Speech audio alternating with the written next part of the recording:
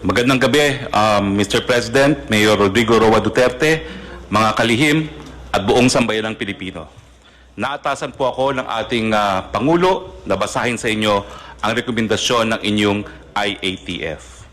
Ang unang rekomendasyon po ay kinakailangan mag-approve ng minimum health standard na patutupad po simula ng April 27, 2020. Ito po ay maging applicable sa lahat ng ECQ. Itong mga guidelines po ay dapat matapos by April 25, 2020. Ang gagawa po ng guidelines, ang mamumuno po dito ay ang Department of Health at siya ang bubuo ng guidelines para po sa mga hospital, para po sa testing at para sa hygiene. Ang DOTR naman po ang magre-recommend ng guidelines para sa public transportation. Ang DTI naman po ay bubuo ng guidelines para sa mga employers. Ang DOLI po ang magbubuo ng guidelines para sa mga manggagawa. At ang DPWH ang bubuo ng guidelines para sa infra construction. Ang decision po, pagdating sa ECQ, pagdating ng Mayo 1, 2020, panatiliin po ang ECQ sa NCR, Region 3, Region 4A, and all other areas kung saan mataas pa po ang banta ng COVID-19 hanggang Mayo 15. Magkakaroon po ng re-evaluation pagdating po ng May 16. Ang mga probinsya po na mananatili sa ECQ, National Capital Region, Benguet, pero po pwede pong mabago ito by April 30, Pangasinan, Bataan, Bulacan, Nueva Ecija, Pampanga, Tarlac, Zambales, Batangas, Laguna, Cavite, Rizal, Quezon, Oriental Mindoro, Occidental Mindoro, Albay, Catanduanes, Antique, Iloilo, bagamat meron pong to-recheck itong Antique at Iloilo, Cebu at Cebu City, also subject to rechecking. At sa Mindanao po, ang probinsya ng Davao del Norte at Davao City. Ang lahat po na probinsya na hindi kasama dito sa mananatili ang ECQ ay sa ilalim po sa new normal na tinatawag na General Community Quarantine. Ganun pa man, dito po sa mga lugar na mapapasailalim ang General Community Quarantine, may mga areas po na moderate na naka-orange. Ang ibig po sabihin nito, mag-i-evaluate pa po ako ano mangyayari dito sa mga lugar na ito, kung magkakaroon nga ng General Community Quarantine o mananatili ang ECQ. Ito po ang para sa mga probinsya ng Abra, Ilocos Norte, La Union, Cagayan, Isabela, Nueva Vizcaya, Marinduque, Camarines Sur, Aklan, Capiz, Samar, Western Samar, Zamboanga del Sur, Lanao del Norte, Misamis Occidental at Misamis Oriental, North Cotabato, South Cotabato, Maguindanao. Yung mga areas naman po na low at moderate ay mapapasilalim nga po sa GCQ, ang new normal. Yung mga moderate na areas po ay ang mga probinsyang Negros Occidental, Negros Oriental, Siquijor, Davao del Sur, Davao Oriental, Sultan Kudarat, Lanao del Sur. At yung mga low po na areas na mapapasailalim din sa General Community Quarantine ay mga probinsya ng Apayao, Mountain Province, Ifugao, Kalinga, Ilocos Sur, Batanes, Quirino, Aurora, Palawan, Romblon, Camarines Norte, Sorsogon, Masbate, Guimaras, Bohol, Biliran, Eastern Samar, Leyte, Northern Samar, Southern Leyte, Zamboanga del Norte, Zamboanga Sibugay, Bukidnon, Camiguin, Davao Occidental, Sarangani, Agusan del Sur, Dinagat Island, Surigao del Norte, Surigao del Sur, Agusan del Norte, Basilan at Sulu. Ano po ang recommendation sa mga areas under General Community Quarantine? Ito po yung mga lugar na hindi na mapapasailalim sa ECQ. Pwede pong magtrabaho ang mga manggagawa sa Sektor 1, 2, and 3. Ito po'y gagawin on a work-in phase. Yung mga bata po, edad 0 hanggang 20, at yung mga matatanda, 60 and up, and high health risk, mananatili po sila sa kanilang mga tahanan. Papayagan po ang mall opening covering non-leisure shops. Papayagan po yung mga priority and essential construction projects na mag-resume. Papayagan po ang mga non-workers to go out to buy goods and services except those pertaining to Sector Category 4, yung leisure at mga kabataan. Papayagan din po ang public transport na mag-operate at reduce capacity at ang LGU po to enforce curfew at night dun po sa mga hindi manggagawa. For GCQ areas, General Community Quarantine, i-consider po ang reprioritizing ng SAP cash subsidy towards ECQ areas. Ibig sabihin, yung SAP po na para sa areas na hindi na po under ECQ, siyempre po yung cash subsidy, kinakailangan pag-aralan na ibuhos doon sa mga areas under ECQ pa rin. Yung mga GCQ areas, consider to allow na po yung high school, higher education institute, HEI school year to finish and give credentials to students. Sa ECQ and GCQ areas, bubuksan po ang mga paliparan at ang mga puerto para sa mga goods lamang. Yung option po to shift to GCQ sa mga moderate to low risk area by industry. Nagbigay po sila ng rekomendasyon na 100% opening para sa agrikultura, fishery, forestry, sa food manufacturing at lahat po ng supply chain including ink, packaging, raw materials, sa food retail, supermarket, restaurant for takeout and delivery only, mga hospital, logistics, water, energy, internet, telecoms, media. Yung opsyon naman po sa GCQ, sa moderate to low risk area by industry, ang rekomendasyon po ay buksan from 50 to 100% opening. Yung other manufacturing po, gaya na electronics and exports, yung e-commerce and delivery for essential and non-essential items, yung repair and maintenance services po, housing and office services. Yung option po to shift to GCQ in moderate to low risk area by industry, consider po na buksan hanggang 50% on-site work and 50% work from home. Mga financial services, BPO, other non-leisure wholesale and retail trade, other non-leisure services. Yung option po sa low risk to moderate areas na buksan by industry, consider for 100% closure. Maski po low to moderate risk, consider for 100% closure pa rin dahil po ang mga transmitters ay kabataan mula edad 0 to 20, lahat na eskwelahan. I-consider po ang late opening sa Setyembre except po sa online learning, yung leisure, amusement, gaming, and fitness, yung kid industry na tinatawag, turismo, all gatherings including religious conferences at iba pa, limited opening po ng malls, at limited opening ng construction.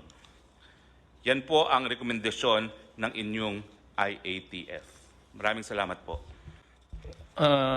Maraming salamat, Presidential Spokesman or the new spokesman of the government sa Executive Department. Alam mo, wala tayong magawa. Ito, kita mo, Navy itong hindi na wala tayong kaya sa Navy. May mga barko Bangka lang yun akin sa Davao. I have to do it because everybody's doing it. It's wearing a mask. Ni ako mismo, hindi ako, I cannot guarantee or anybody else for that matter in this table na hindi tatamaan. We are all at risk. But do not increase the odds or the chances of getting it. I never said I will declare martial law kasi martial law para lang yan sa mga rebelde, para sa mga komunista. Now, let me be very clear on this. If itong lawlessness which was imposed on us by the NPAs for the longest time, 53 years, baski saang probinsya may NPA. Kanina o kahapon, 2 army nag-escort para i-deliver ang supply sa mga tao, pati pera, pinatay ninyo. If that is not lawlessness, what is that? Tell me.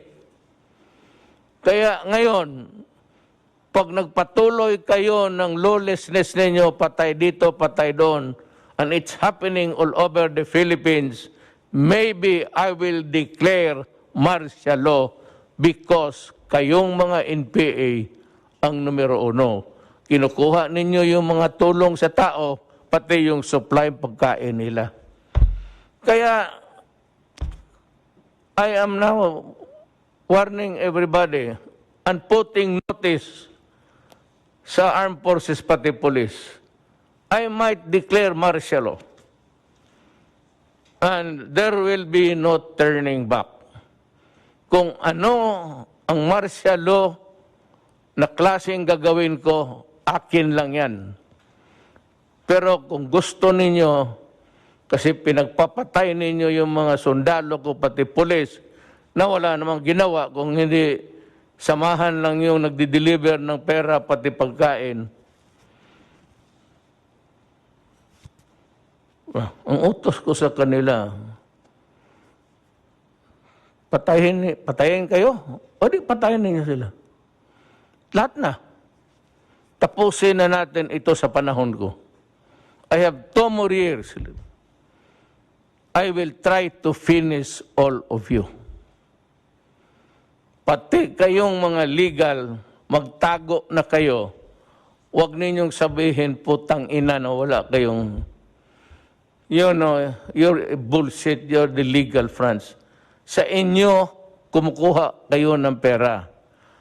Ang mga negosyo dito na malalaki sa Pilipinas, nagdideposito ng pera yan sa bangko, sa account ninyo. Kinukuha ninyo yan. Yan ang totoo dyan. Kaya nabubuhay yung NPA. Pati pa yung extortion ninyo doon sa labas. Marami kayong pera. Alam mo, ang gobyerno ayaw niyan. Government is very jealous. There is only one entity who can collect taxes. It's government.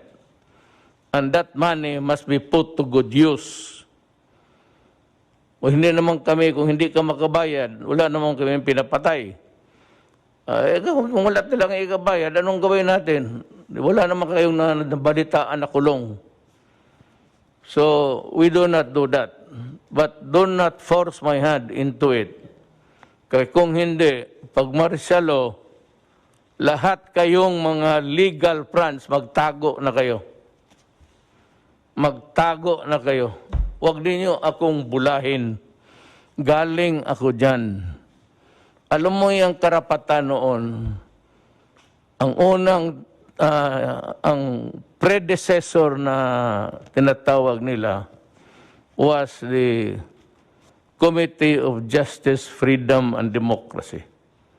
In Davao City, I was a fiscal, but I was handling the karapatan noon sa Davao.